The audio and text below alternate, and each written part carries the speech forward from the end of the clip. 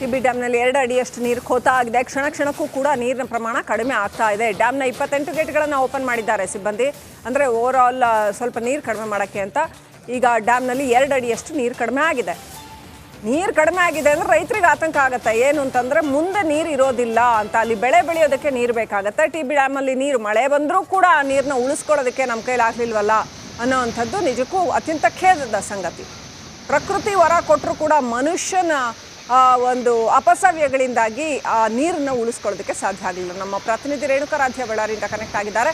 ರೇಣುಕಾರಾಧ್ಯ, ಪ್ರಕೃತಿ ವರ ಕೊಟ್ಟರೂ ಕೂಡ ಅದನ್ನು ಸರಿಯಾಗಿ ಬಳಸ್ಕೊಳ್ಳೋದಕ್ಕಾಗಲಿಲ್ಲ. ಅಂಥ ಒಂದು ನಿರ್ಲಕ್ಷ್ಯ, ದಿವ್ಯ ನಿರ್ಲಕ್ಷ್ಯವನ್ನು ಅಧಿಕಾರಿಗಳು ತೋರಿಸಿದ್ದಾರೆ ಅಂತ ಹೇಳಲಾಗ್ತಾ ಇದೆ. ಇನ್ನೂ ಕನ್ಫರ್ಮ್ ಆಗಬೇಕು ಕಾರಣ ಏನು ಅನ್ನೋಂಥದ್ದು. ಡಿ ಕೆ ಶಿವಕುಮಾರ್ ಎಷ್ಟೊತ್ತಿಗೆ ಬರ್ತಾರಂತೆ, ಈಗ ಅದಕ್ಕೆ ಸೊಲ್ಯೂಷನ್ ಏನಂತೆ, ಆಮೇಲೆ ಅಧಿಕಾರಿಗಳು ಏನು ಮಾಡ್ತಾ ಇದ್ದಾರೆ, ಈಗ ತುರ್ತು ಕ್ರಮಗಳನ್ನು ಏನು ಕೈಗೊಳ್ತಾ ಇದ್ದಾರೆ, ಏನು ನಡೀತಾ ಇದೆ ರೇಣುಕಾರಾಧ್ಯ?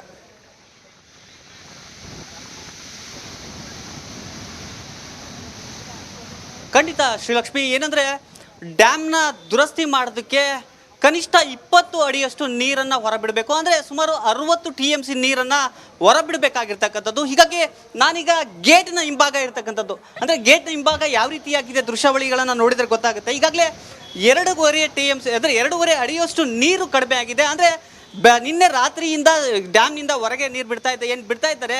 ಹೀಗಾಗಿ 7 TMC ನೀರು ಈಗಾಗಲೇ ಹೊರ ಹೋಗಿದೆ. ಇನ್ನೂ ಕೂಡ 40ರಿಂದ 45 TMC ಅಷ್ಟು ನೀರು ಹೊರ ಹೋಗಬೇಕು. ಈ ದೃಶ್ಯದಲ್ಲಿ ಏನು ನೋಡ್ತಿದ್ದಾರೆ, 2ರಿಂದ 2.5 ಅಡಿಯಷ್ಟು ಈಗ ನೀರು ಕಡಿಮೆ ಆಗಿರ್ತಕ್ಕಂಥದ್ದು. ಅಂದರೆ ಈಗೇನು ಗೇಟ್ಗಳನ್ನು ನೋಡ್ತಿದ್ದೀರಾ, ಇವು ಕ್ಯಾನಲ್ಗೆ ಹೋಗ್ತಕ್ಕಂಥ ಗೇಟ್ಗಳು. ಮುಂದೆ ಅದರ ಮುಂದೆ ಪ್ರಮುಖವಾದ ಗೇಟ್ಗಳು ಇರ್ತಕ್ಕಂಥ ಕ್ರಸ್ಟ್ ಗೇಟ್ಗಳು ಇರ್ತಕ್ಕಂಥದ್ದು. ಅದರಿಂದ ಈಗ 28 ಗೇಟ್ಗಳ ಮೂಲಕ ಈಗ 1 ಲಕ್ಷ ಕ್ಯೂಸೆಕ್ಸ್ ನೀರನ್ನು ಬಿಡ್ತಾ ಇದ್ದಾರೆ. ಹೀಗಾಗಿ ಕ್ಷಣಕ್ಕೂ ನೀರಿನ ಪ್ರಮಾಣ ಡ್ಯಾಮ್ನಲ್ಲಿ ಕಡಿಮೆ ಆಗ್ತಾ ಇರ್ತಕ್ಕಂಥದ್ದು ಒಂದು ಕಡೆ. ಆದರೆ ಈಗಾಗಲೇ ಇನ್ನೊಂದು ದೃಶ್ಯದಲ್ಲಿ ನಾನು ನಿಮಗೆ ತೋರಿಸ್ತಾ ಹೋಗ್ತೀನಿ. ಡಿ ಕೆ ಶಿವಕುಮಾರ್ ಅವರು ಡ್ಯಾಮ್ನ ಒಳಭಾಗಕ್ಕೆ ಬರ್ತಾ ಇರ್ತಕ್ಕಂಥದ್ದು ಇನ್ನೊಂದು ದೃಶ್ಯ. ಈ ದೃಶ್ಯದಲ್ಲಿ ನಮ್ಮ ಕ್ಯಾಮ್ರಾಮನ್ಗೆ ಹೇಳ್ತೀನಿ, ಈಗ ಡಿ ಕೆ ಶಿವಕುಮಾರ್ ಅವರು ಡ್ಯಾಮ್ಗೆ ಎಂಟ್ರಿ ಆಗಿದ್ದಾರೆ. ಅವರು ಇನ್ನೇನೋ ಕೆಲವೇ ಕ್ಷಣಗಳಲ್ಲಿ ಆ ಗೇಟ್ಗಳಿರ್ತಕ್ಕಂಥ ಅಂದರೆ ಎಲ್ಲಿ ಗೇಟ್ ಒಡೆದು ಹೋಗಿದೆ ಆ ಗೇಟ್ನ ಬಳಿ ಹೋಗ್ತಾರೆ.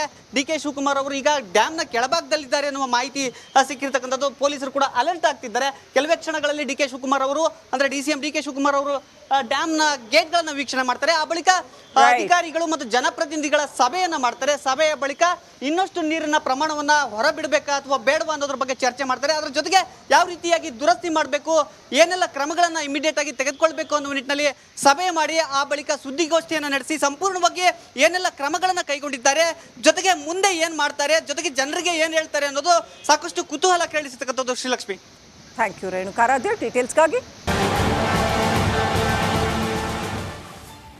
Welcome back. ಟಿಬಿ ಡ್ಯಾಮ್ಗೆ ಈಗ ಉಪಮುಖ್ಯಮಂತ್ರಿ ಡಿ ಕೆ ಶಿವಕುಮಾರ್ ಭೇಟಿ ಕೊಟ್ಟಿದ್ದಾರೆ. ಡ್ಯಾಮ್ ಹತ್ರ ಹೋಗಿದ್ದಾರೆ. ಅವರು ಆಲ್ರೆಡಿ ರೀಚ್ ಆಗಿದ್ದಾರೆ. ಇನ್ನೇನು ಕೆಲವೇ ಕ್ಷಣಗಳಲ್ಲಿ ಅಲ್ಲಿ ವೀಕ್ಷಣೆಯನ್ನು ಕೂಡ ಮಾಡ್ತಾರೆ. D K Shivakumar Tungabhadra dam ಅನ್ನ ವೀಕ್ಷಣೆ ಮಾಡ್ತಾರೆ. ಅಂದ್ರೆ ಪರಿಸ್ಥಿತಿ ಎಷ್ಟು ತುರ್ತಾಗಿದೆ ಅನ್ನೋದನ್ನ ಅವ್ರು ಅರ್ಥ ಮಾಡ್ಕೊಂಡಿದ್ದಾರಾ ಅಂತ ಅನ್ಸುತ್ತೆ. ಟಿಬಿ ಡ್ಯಾಮ್ಗೆ ಭೇಟಿ ಕೊಡ್ತಾ ಇದ್ದಾರೆ ಡಿ ಕೆ ಶಿವಕುಮಾರ್. ಸಣ್ಣ ನೀರಾವರಿ ಸಚಿವರು ಕೂಡ ಅವ್ರ ಜೊತೆಗೆ ಇರ್ತಾರೆ ಅಂತ ಹೇಳಲಾಗಿದೆ. ಅಧಿಕಾರಿಗಳು ಕೂಡ ಸಾಥ್ ಕೊಡ್ತಾ ಇದ್ದಾರೆ.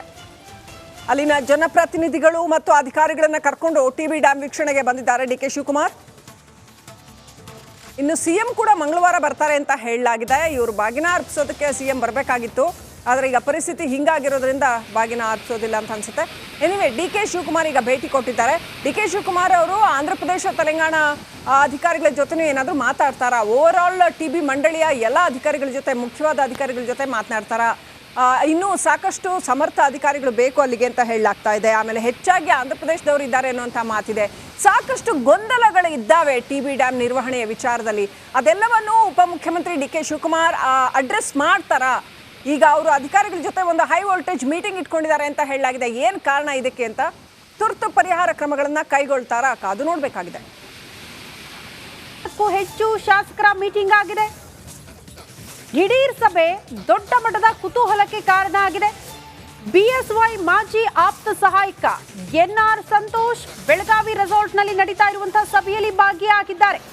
ಅಂದ್ರೆ ರಮೇಶ್ ಜಾರಕಿಹೊಳಿ, ಮಾಜಿ ಸಚಿವ ಅರವಿಂದ್ ಲಿಂಬಾವಳಿ, ಮಾಜಿ ಸಂಸದ ಪ್ರತಾಪ್ ಸಿಂಹ, ಅಣ್ಣಾ ಸಾಹೇಬ್ ಜೊಲ್ಲೆ ಅವರು ಕೂಡ ಭಾಗಿಯಾಗಿದ್ದಾರೆ. ಕುಮಾರ್ ಬಂಗಾರಪ್ಪ, GM ಸಿದ್ದೇಶ್ವರ್, ಶಾಸಕ BP ಹರೀಶ್ ಸೇರಿದಂತೆ ಹಲವು ನಾಯಕರು ಈ ಸಭೆಯಲ್ಲಿ ಭಾಗಿಯಾಗಿದ್ದಾರೆ.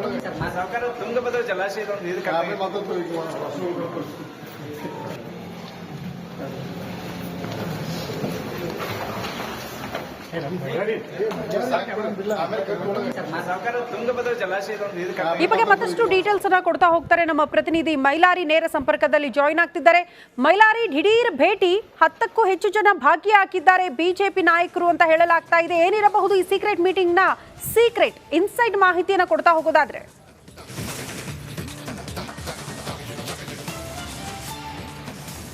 ಖಂಡಿತ ಶ್ರುತಿ, ಏನು ಮೂಡ ಹಗರಣಕ್ಕೆ ಸಂಬಂಧಿಸಿದಂತೆ ಮೈಸೂರು ಪಾದಯಾತ್ರೆ ಮುಕ್ತಾಯ ಬೆನ್ನಲ್ಲೇ ಈಗ ಅತೃಪ್ತ ಬಿಜೆಪಿಯ ನಾಯಕರು ಬೆಳಗಾವಿಯ ಖಾಸಗಿ ಹೋಟೆಲ್ನಲ್ಲಿ ಸಭೆಯನ್ನು ಮಾಡ್ತಿದ್ದಾರೆ. ಪ್ರಮುಖವಾಗಿ ಏನು ನಾನು ಕೂಡ ಈಗ ಸದ್ಯ ಖಾಸಗಿ ಹೋಟೆಲ್ ಮುಂಭಾಗದಲ್ಲಿದ್ದೇನೆ.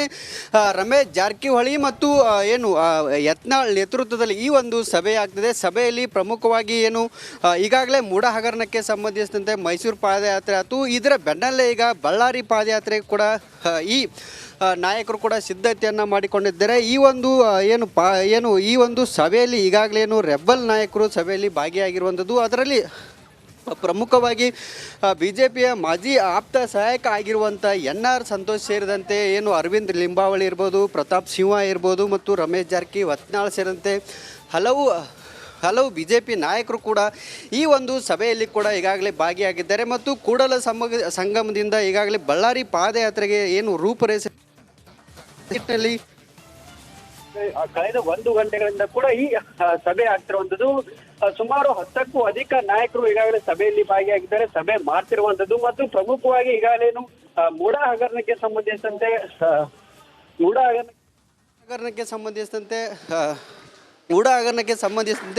ಏನು ಮೈಸೂರು ಪಾದಯಾತ್ರೆ ಆಗಿತ್ತು, ಅದು ಏನು DKC ಅವ್ರನ್ನ ಮುಖ್ಯಮಂತ್ರಿ ಮಾಡಬೇಕು ಅನ್ನೋ ನಿಟ್ಟಿನಲ್ಲಿ ಪಾದಯಾತ್ರೆ ಮಾಡ್ತಿದ್ದಾರೆ ಅನ್ನೋ ಒಂದು ಆರೋಪವನ್ನು ಕೂಡ ಈ ಅತೃಪ್ತ ನಾಯಕರು ಮಾಡಿದ್ರು. ಸದ್ಯ ಈ ಒಂದು ಮೀಟಿಂಗ್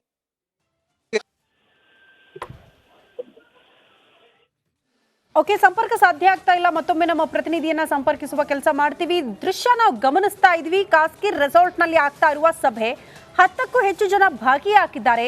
ಬಹಳ ಕುತೂಹಲ ಇರೋದು ಇದು ಪಾದಯಾತ್ರೆಗೆ ಸಂಬಂಧಪಟ್ಟಂತೆ, ಅಂದ್ರೆ ಪ್ರತ್ಯೇಕ ಪಾದಯಾತ್ರೆ ಮಾಡ್ತೀವಿ ಅಂತ ಈ ಹಿಂದೆ ಯತ್ನಾಳ್ ಅವರು ಕೂಡ ಹೇಳಿದ್ರು, ರಮೇಶ್ ಜಾರಕಿಹೊಳಿ ಅವರು ಹೇಳಿದ್ರು. ಈ ಹಿಂದೆ ಕೂಡ ಒಂದ್ಸಾರಿ ಸೀಕ್ರೆಟ್ ಮೀಟಿಂಗ್ ಕೂಡ ಆಗಿತ್ತು, ಅದನ್ನ ಕೂಡ ನಾವು ಗಮನಿಸಿದ್ವಿ. ಪ್ರತಾಪ್ ಸಿಂಹ, ಯತ್ನಾಳ್, ಮತ್ತೊಂದು ಕಡೆ ರಮೇಶ್ ಜಾರಕಿಹೊಳಿ ಅವರೆಲ್ಲ ಸೀಕ್ರೆಟ್ ಮೀಟಿಂಗ್ ಮಾಡಿದ್ರು. ಕಾರಣ ಇಷ್ಟೇ, ನಾವು ಬೇರೆ ಪಾದಯಾತ್ರೆ ಮಾಡ್ತೀವಿ, ನಾವು ವಿಜಯೇಂದ್ರ ಅವರ ನೇತೃತ್ವದಲ್ಲಿ ಹೋಗಲ್ಲ, ಆ ಪಾದಯಾತ್ರೆಯಲ್ಲಿ ನಾವು ಭಾಗಿಯಾಗಲ್ಲ ಅಂತ. ಈಗ ಪಾದಯಾತ್ರೆ ಅಂದ್ರೆ ಬಿಜೆಪಿಯಿಂದಲೇ ಮತ್ತೊಂದು ಪ್ರತ್ಯೇಕ ಪಾದಯಾತ್ರೆ ಅಸಮಾಧಾನಿತರ ತಂಡದಿಂದ ಆಗ್ತಾ ಇರೋದು. ಹಾಗಾಗಿ ಅದಕ್ಕೆ ಸಂಬಂಧಪಟ್ಟಂತೆ ಒಂದಷ್ಟು ರೂಪುರೇಷೆಗಳು ಈ ಸಭೆಯ ಮೂಲಕ ಸಿದ್ಧವಾಗುತ್ತೆ ಅಂತ. ಬರೀ ಪಾದಯಾತ್ರೆಗೆ ಸಂಬಂಧ